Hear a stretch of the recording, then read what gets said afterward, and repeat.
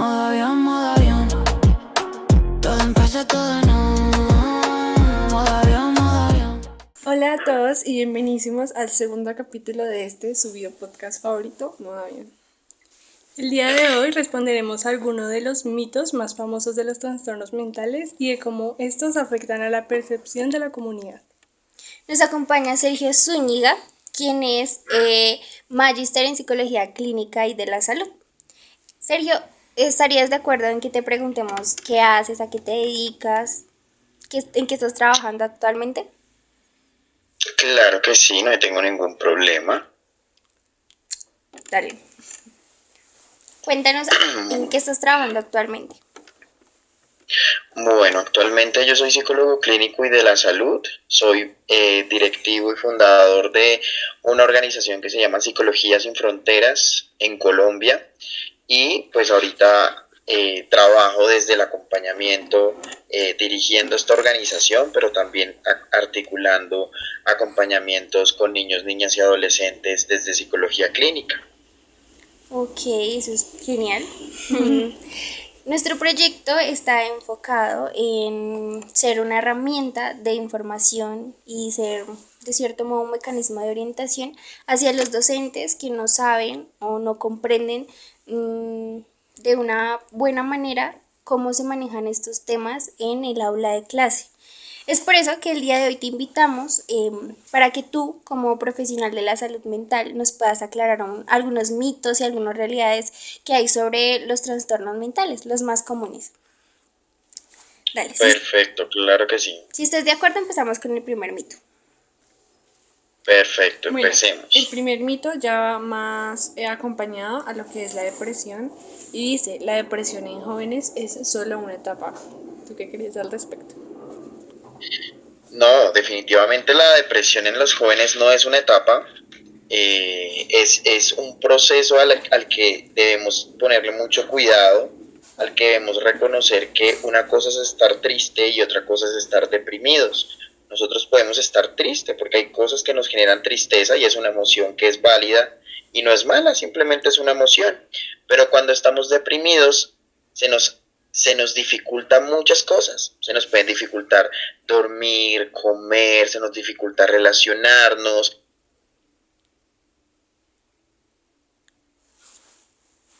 Gratas para nosotros. Entonces, Ay, ¿qué pasó?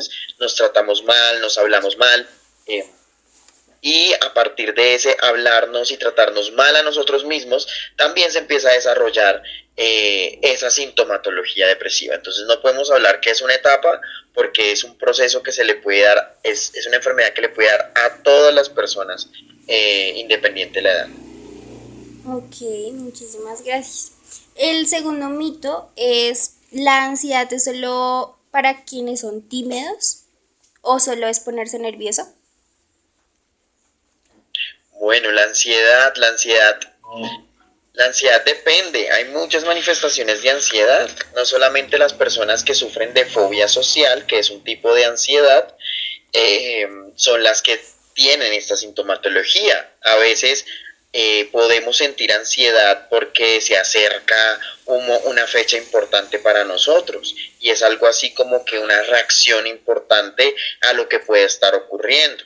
Entonces la ansiedad la podemos tener, incluso la ansiedad puede aparecer ahí como una emoción también, que si no le ponemos y no la gestionamos de una forma adecuada, va a pasar que también nos va a dificultar en muchos aspectos de nuestra vida. Por ejemplo, nos puede dar palpitaciones, sudoración, nos puede dar mucho temas de gastrointestinales como dolor de barriga, ganas de vomitar y muchas otras manifestaciones de sintomatologías que empiezan a aparecer cuando nosotros decimos, uy, es que me siento muy ansioso. Entonces no solamente aparece con las personas que son tímidas, sino que puede aparecer con personas que no son tímidas, al contrario, que pueden ser muy sociables, pero que la misma sintomatología las lleva a sobrepensar. Pensemos que la ansiedad siempre está pensando en el futuro, en lo que puede suceder o en lo que va a pasar conmigo.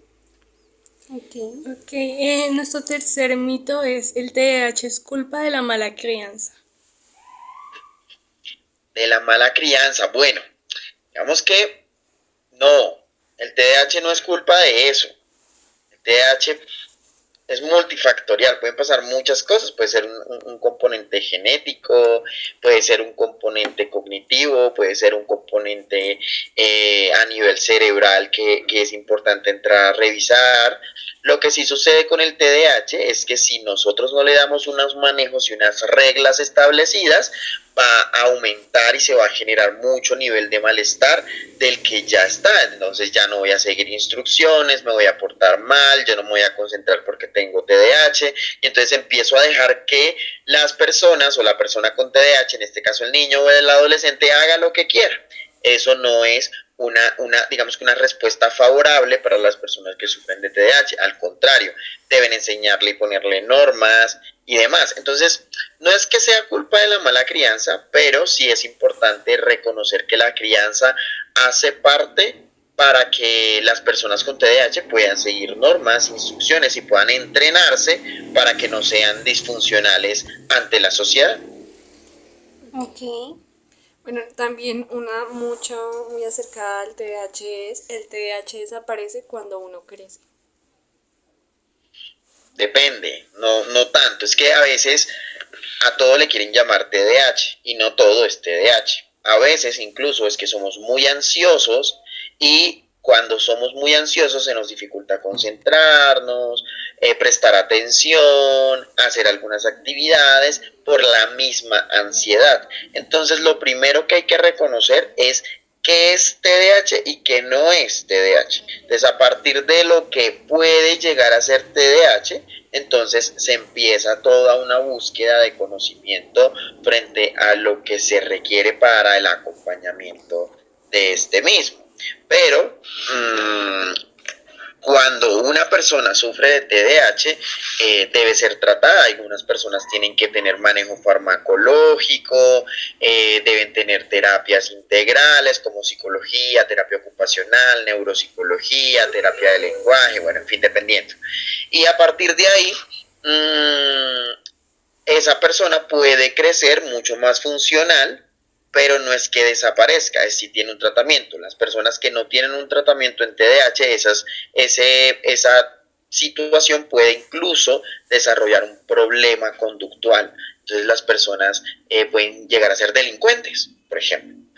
Porque van a cometer delitos, porque no van a poder seguir instrucciones, porque las normas para ellos nunca van a ser suficientes.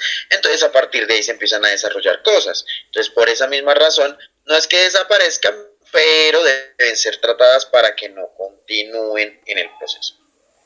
Ok. ¿Te parece que los trastornos alimenticios, tales como la anorexia o la bulimia, son solo por vanidad?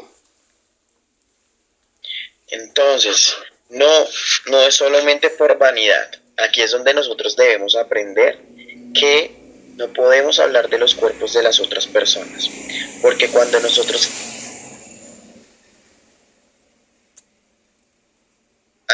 a su autoestima, a su autoconcepto, y genera muchas situaciones. Entonces, cuando hablamos, por ejemplo, con niños o adolescentes que sufren de trastornos de la conducta alimentaria, ellos reconocen que empiezan estas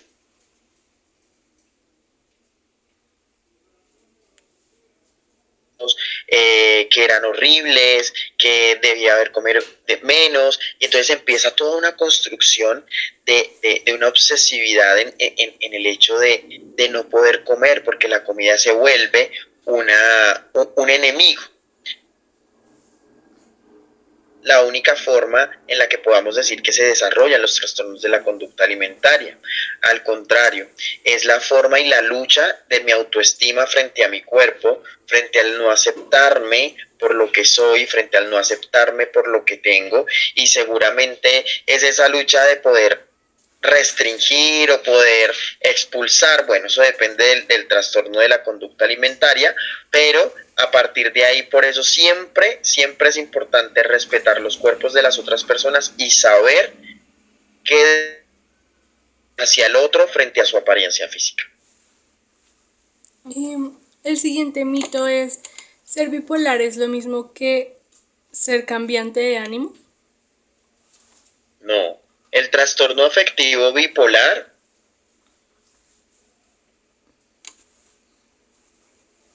hay unas ambivalencias y unas situaciones que me están generando malestar y a los que seguramente me siento muy mal o me siento muy bien o estoy con mucha manía y quiero comerme el mundo y quiero hacer muchas cosas, pero también existe la posibilidad de me siento muy triste, me siento muy deprimido y eso tiene, digamos que muchas causas. Tú puedes cambiar de ánimo, claro, porque no todos los días yo voy a estar bien. Y hay que validar que a veces nosotros no tenemos días buenos. Eso no quiere decir que seamos bipolares. Quiere decir que a veces no tenemos días buenos y no tengo por qué estar feliz porque tuve un día malo. Si estoy en un día malo, pues voy a estar triste o voy a estar con ira o voy a estar con frustración. Si tengo un día bueno, seguramente voy a tener otras emociones un poco más placenteras y adaptativas. Entonces, a partir de eso, sí, yo puedo cambiar de ánimo, claro que puedo cambiar de ánimo porque pues somos seres humanos, pero ya cuando hablamos del trastorno afectivo bipolar, hablamos de un conjunto de síntomas que afectan directamente la vida de la persona y que esa vida no está siendo muy funcional a la hora de poder relacionarse y poder generar unas proyecciones en su vida y demás. Ok, la última pregunta sería con que concluiríamos estos mitos. Sería, ¿quién tiene esquizofrenia puede ser peligroso para los demás?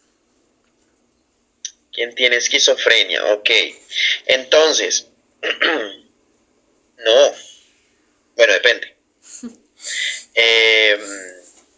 ¿De qué depende?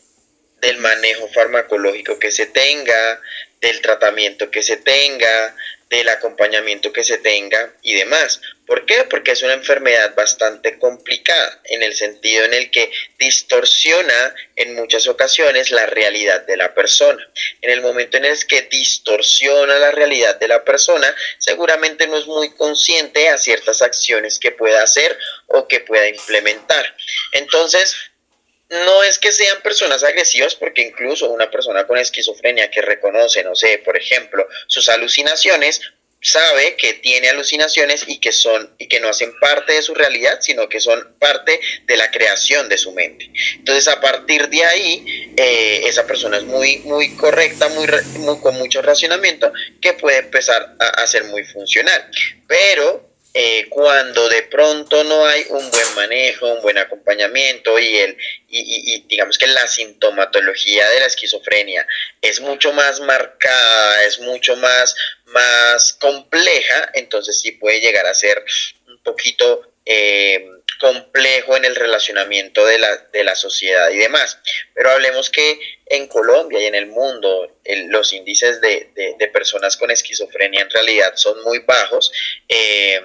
Y por eso no es que vayamos por la vida viendo personas esquizofrénicas todos los días.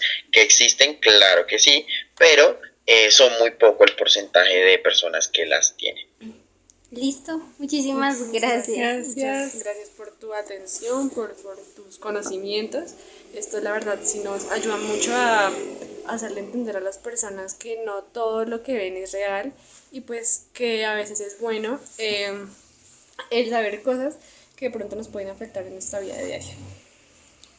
Claro que sí, con todo el gusto. Muchísimas gracias. Gracias. Bueno. Hasta luego, que estés muy bien. Gracias. Chaito, cuídense.